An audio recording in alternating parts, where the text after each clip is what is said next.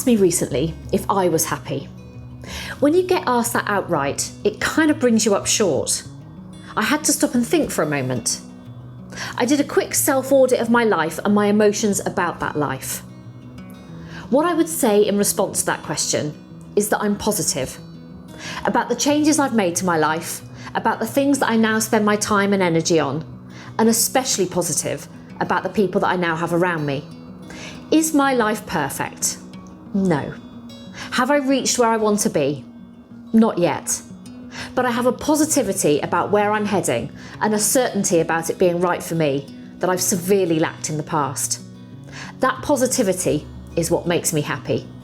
As I reflected on the things I had to change to reach my current state of happiness, it caused me to think about all the situations I stayed in that made me unhappy. Don't get me wrong, sometimes, often, it was me that made changes to those situations, but I did it eventually. The reality was that I allowed myself to stay in unhappy situations for far too long, years on several occasions. One of the things I had to address was why. Why did I stay in situations, and particularly with people, where I was unhappy?